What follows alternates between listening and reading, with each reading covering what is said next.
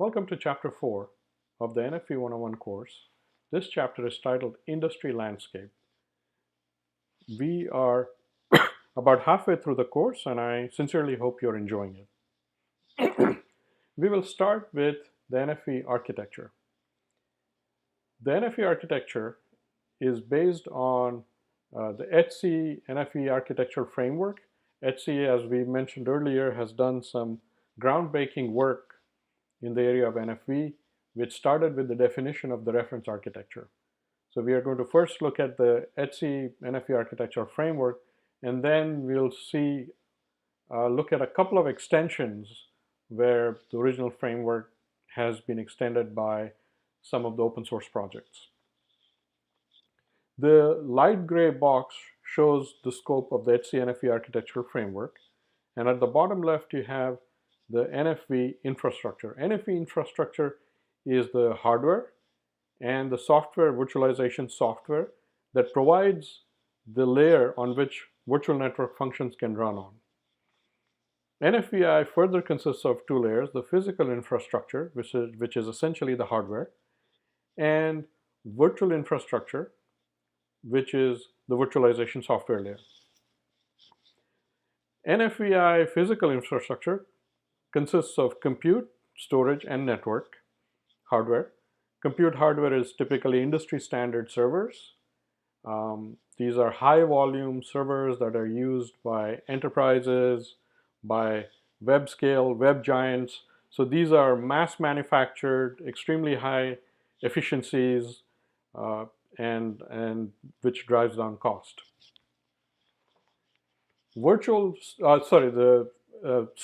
Physical storage infrastructure can be of different types. It can be external storage, or it can be internal. Internal being in the compute node itself, or it can be external where it's connected by something like SIFS NFS or iSCSI, or potentially even fiber channel. External storage can be of different types. It can be block storage, it can be file storage, or it can be storage servers, which again are industry standard servers, just acting in the capacity of storage servers. So they just have a higher disk density as opposed to compute and memory.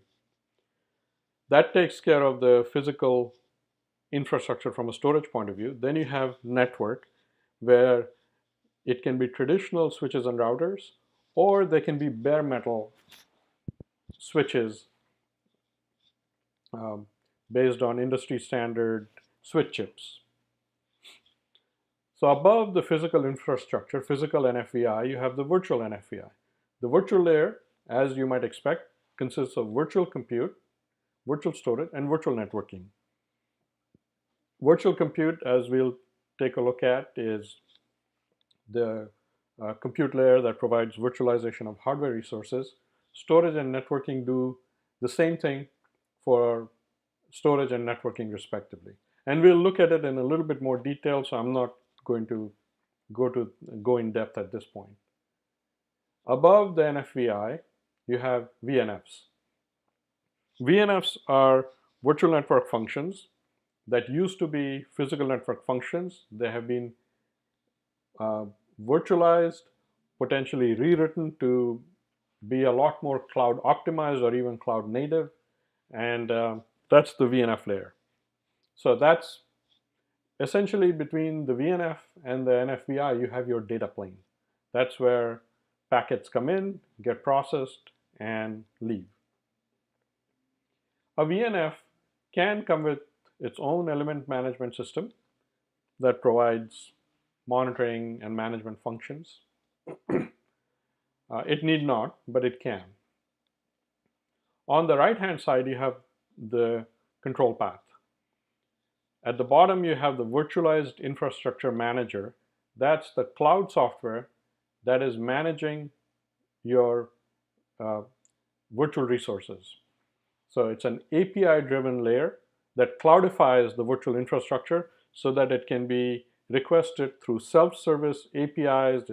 It's elastic, on-demand, etc., multi-tenant. So those are the things that the Vim layer provides. The ETSI architecture doesn't specifically show an SDN controller, but here we've shown an SDN controller. SDN controller actually can play multiple roles. Here it's showing how an SDN controller can be used by the VIM to orchestrate and manage the lifecycle of virtual networks. Above the VIM layer, you have the VNF manager that deploys and manages the lifecycle of VNFs. And then you have the NFV orchestrator, which deploys and manages the lifecycle of network services. Network services are nothing but VNFs chained together for a specific application. So that constitutes the ETSI NFV architectural framework. The ETSI architectural framework expects traditional OSS, operational support system, and business support system BSS to interact with the NFV architectural framework in two ways. One is with EMS systems that go along with VNFs, and then directly with the Manno layer on the right, the management and orchestration layer on the right, which further consists of NFVO, VNF managers, and virtualized infrastructure manager, as we just saw. Now, with open source software, you can sometimes get innovation and extensions to open standards. And that's exactly what's happened here. Several Manno software projects, open source software projects, have extended this framework by providing two pieces of functionality.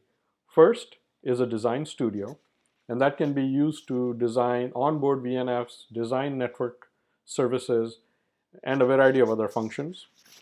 And service assurance, which can monitor VNFs and cloud resources, perform analytics, apply politics to the results of the analytic work, and then provide that feedback to NFV or VNF managers in terms of events for them to take action on.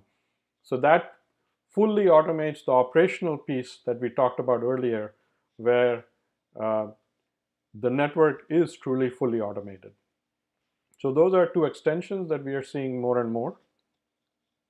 And now we will go into each specific area of this NFV architecture. First, NFV infrastructure. So we sort of already discussed that, so I'll go through a little bit quickly. So VNFs run on NFVI, consists of physical infrastructure, compute, storage, networking, virtual infrastructure. On the compute side, it can be hypervisors that provide virtual machines or containers, virtual networking that provides the overlay network, and storage, it can either go to traditional storage that does its own virtualization internally, or it can go to scale-out storage where industry standard servers have a scale-out storage software on top of it. The Manno is the management and orchestration layer. We again talked about it. It consists of NFV orchestrator that manages the lifecycle of network services, VNF manager, which manages the lifecycle of VNFs, and the virtualized infrastructure manager. It's a cloud software layer that provides APIs to cloudify the NFVI virtual layer and makes it API-driven self-service, and often includes a SDN control to configure virtual networks and even physical. Design Studio, part of some Manno software stacks. So the Design Studio, like I said, is mainly for onboarding VNFs and creating network services, but it can do a variety of other things like acquiring licenses, storing artifacts in a database, onboarding other management artifacts or service assurance artifacts like policies or analytic applications, etc. And can be role-based to provide for different roles, for example, designer, tester, etc. Service assurance is also part of some Manno software stacks. Service assurance can provide a variety of things ranging from security, monitoring, correlation of events, interfaces to artificial intelligence, machine learning, so that you're not only reacting to events, but over time predicting them. Analytics, visualization, root cause analysis for faults, closed loop automation, where the analytics engine drives a policy engine, which then drives NFV or VNFM. And of course, we just mentioned policy. There's a lot more discussion on end-to-end service reliability, availability, protection schemes, and the relationship of this topic with Manno in an ETSI document, ETSI NFV Rel 003. A link is provided, so please feel free to check it out. Now we go to the third piece of the ETSI NFV architecture, which is network services and VNFs. So this shows the hierarchy. Network services are built from interconnected VNFs. Potentially they can have PNFs as well. There's broad acknowledgement that not everything is going to be virtualized, and certain things may remain as physical network functions, in which case the network service is a mix of VNFs and PNFs. And then a VNF is a virtual network function, which then further can be broken down into VNF components or VNFCs. So on the right-hand side, it shows that a network service is built by chaining VNFs. For example, a firewall, antivirus, parental control. These VNFs can create a secure broadband network service.